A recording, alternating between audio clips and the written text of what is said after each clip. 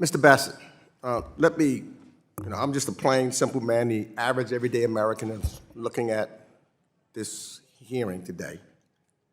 So can you tell me first, does trade deficits constitute a national emergency?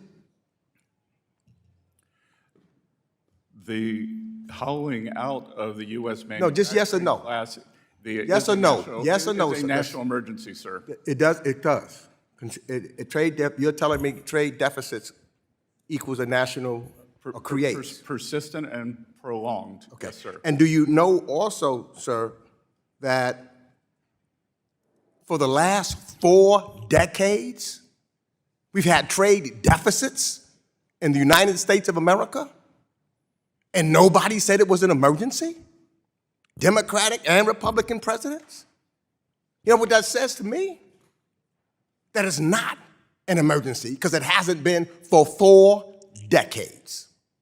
It says to me that we should bring tariffs back to the United States Congress so that we can make that determination as the Constitution has said and not try to go around Congress. That's just unbelievable to me. Let me ask this question. Maybe they missed it. Who was the president and who has been the president since January 20th, 2025? Donald J. Trump. Okay. And who was the president in 2024? One believes President Biden. One believes? You one of those non-believers that the election, the American people didn't vote? I am not. You're not? You said one believes? Do you believe in the Constitution of the United States and it should be abided by? I believe in the Constitution of the United States. So you believe in it without any second thought. You don't have to think about it. You believe in it and you would abide by it. Is that correct? I have and I do, sir. Okay. But do you know that a president has said he may or may not, he don't know?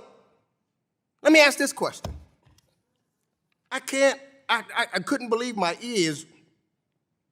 Sunday, during NBC's Meet the Press, President Trump credited himself for the strong economy in 2024 when Joe Biden was president, but then he blamed President Biden for a weak economy in 2025 when he was president. Now, I'm not so sure how the American people puts that together. In 2024, strong economy, he tries to take the credit. In 2025, when he's the president, he blames Joe Biden. That doesn't make sense to me. I don't think it makes sense to most Americans. And I hope, Mr. Secretary, you're a businessman, it doesn't make sense to you either. It can't possibly make sense to you. Let me ask this question. If a government, say, look, Argentina, I remember when I came here, and Argentina kept failing to pay its debt. Not once or twice or 3 times. And we were all upset about it, and we said that they needed somebody needed to take over their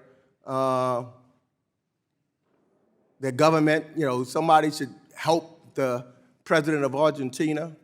If the United States didn't pay its debt or something like that, we'd be very upset about that if we couldn't pay our debt. I mean, that's one of our focuses. Is that not correct? Sir, the United States will always meet its debt obligations. Always. Well, let me ask you this. Donald Trump, the deal maker, and you didn't answer Ms. Velasquez's questions, no deals, although he said 3 weeks ago that there would be deals.